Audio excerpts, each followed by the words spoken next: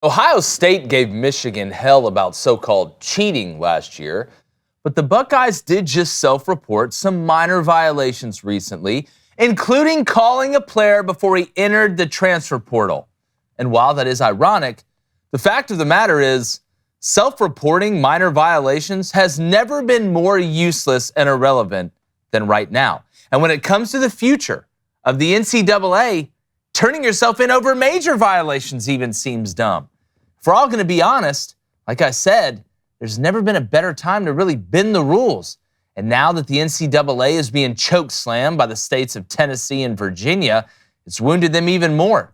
I'm not saying everyone needs to go out there and cheat, but self-reporting that you used a sled when you weren't supposed to is actually borderline hilarious when you think about it.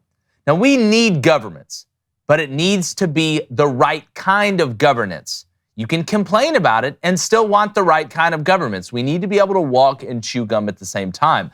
But as it stands, if I was an athletic director, coach, or anybody involved at any program right now, I wouldn't self-report a damn thing because the emperor, formerly known as the NCAA, well, they've got no clothes or no power. David Cohn, I'm sure you're really upset to see Ohio State self-reporting violations. Yeah. But my point, it doesn't matter who it is. My point isn't, and you can bring it up, the hypocrisy of Ohio State. Oh, you want me to bring it up? Slamming Michigan. I'm saying if you want to. My point is that why would I self-report anything to the NCAA right now? Because the way I see it, the NCAA is losing all its power from an enforcement and punitive standpoint. And it's not like whatever new governing body is going to be like, all right, give us all the files you got backlogged on the minor self-reporting violations or self-reported violations in general. I think it may be hey, you're grandfathered in, you had this lake placed before the new property management took over. You can keep that ugly-ass pontoon boat out there. And again, what kind of mafia-style game are we playing where the NCAA is forcing programs that you punish yourself so that we don't have to do anything, but if you don't, then we're going to punish you more in the future? That part I never get. But so to start at the very beginning here, so the Buckeyes self-report 4 recruiting violations. Now, I personally don't think this is any sort of big deal. I don't personally think an extreme competitive advantage was gained, but I have been reliably informed over the course of the past year from Buckeye Twitter mostly that any early contact with a recruit is cheating, and cheating is cheating, and that there must be punishments for said cheating. So again, this is not some sort of punishment that I would hand out, but I think that because the Buckeyes, they are a program of integrity, they will suspend Ryan Day for the first 3 games. They will do that. They will self-impose that penalty. And I think that's probably the right thing to do. And while we're at it, there's no better time than right now just to go in and make sure there's no advanced scouting or signal stealing of any sort. Now would be I'm checking every binder to do that. Right I need to see every binder. I need to see every phone call that's made.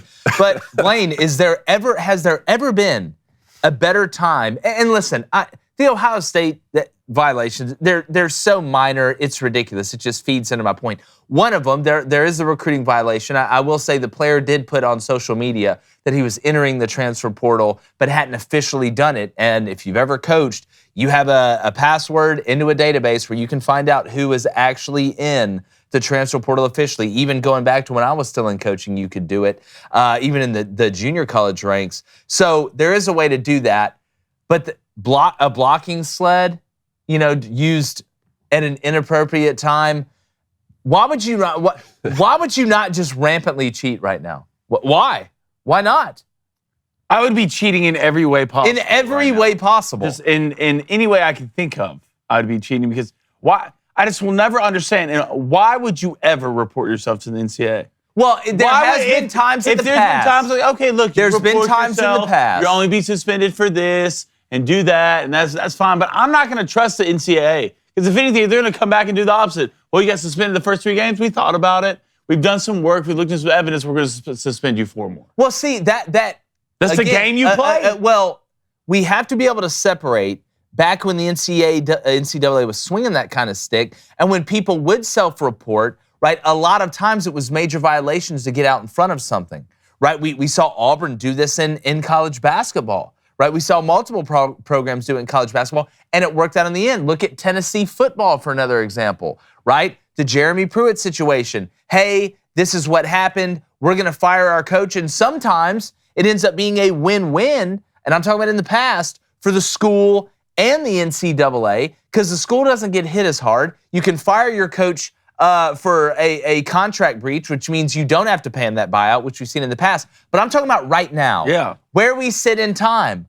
Why would I tell the NCAA anything? Yeah, I wouldn't tell them anything. You say, why wouldn't you just rampantly cheat right now? I mean, to cheat, you have to know what the rules are and then violate them. That's part of the problem. How do you even cheat anymore, David? How do you even cheat anymore? Like it's the same stuff we were talking about with Jim Harbaugh. And I think that's why a lot of people got so mad at him, because he was able to find these gray areas in the rules, and that made people even angrier. In this particular situation here with the Buckeyes, these coaches, their livelihood is relationships. You guys know. You stay in touch with players who didn't commit to your school. So you're asking these guys, you have to make your living off the relationships that you have with these kids, and you have to be an extremely good recruiter, or you cannot coach at the college level. You'll have no success. But then also, don't ever contact or talk to these kids ever if they're not on your roster this given moment. That's really tough to ask these guys. No, it is. I want to know what you think. Would you self-report anything to the NCAA right now? Make sure you hit that subscribe button.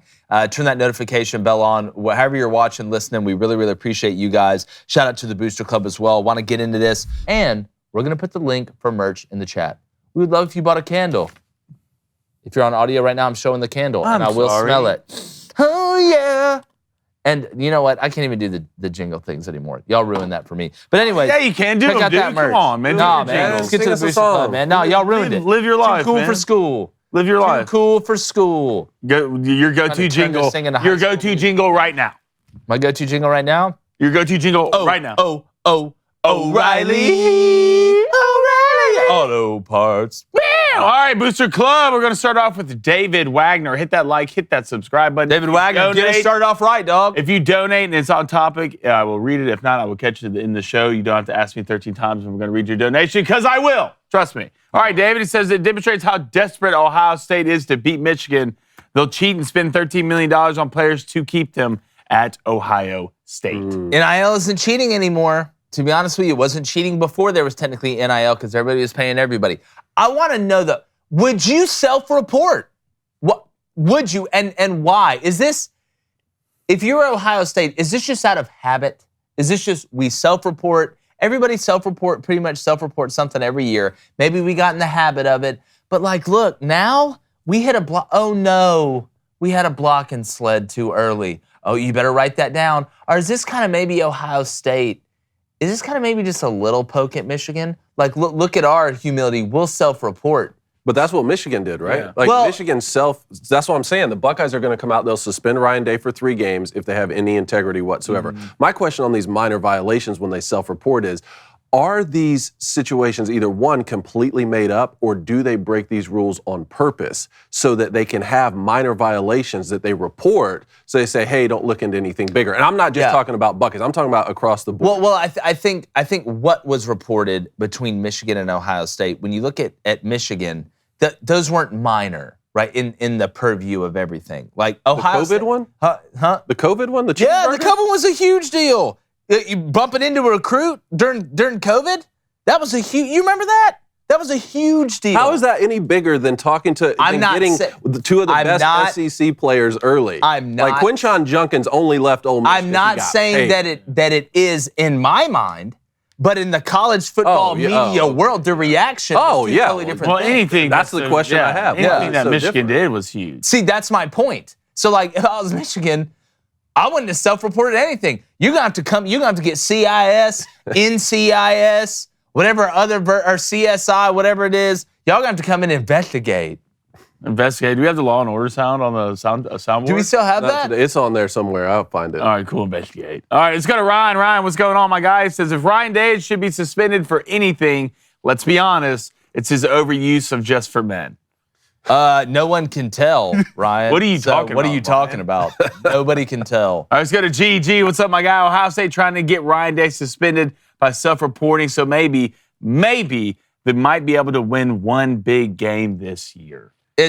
Again, I would be shocked if Ryan Day gets suspended from it. Maybe like, hey, listen, dog, you can't go out to practice today or something. I just find it hilarious.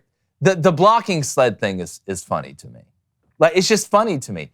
Listen, got caught reaching out to a player in the transfer portal before he was technically in the transfer portal. Okay. Like, I get that. I still wouldn't have reported it. Like I said, I don't think you should report anything. But who was like, it almost makes me believe in what you're saying, David. They're like, hey, what's something we could self-report that like they're not going to get pissed about, but it like looks like we're being transparent? Like, what if we said like, you know, say blocking Ronnie sled. just ran into a blocking sled? The blocking sled. Who's going to get upset? Let's do it. about Write it that? down. They're not going to send. They're not going to send in Christoph Waltz to. You know that's how it happened. It doesn't matter. If they want to get you, they're going to get you. That not anymore. Are they? Not anymore. They're going to try. Not anymore. Are they going to call Tony Petitti? They're going to try. I don't see them calling Tony Petitti. They're going to try. Ryan Day has to be suspended by the Big Ten for this. Well, hell, knowing Tony Petitti, he may just suspend himself to get out in front of it. That is true. Some kid, Greg Sankey's like, some kid on the street could yell at Tony Petitti. He's like, fine, I'll do it. Fine, let's do it. Put him down. Euthanasia. Just put him down. Oh, YouTube. Didn't know you were there. Now that you are, hit that subscribe button because this totally wasn't staged, and we both know it.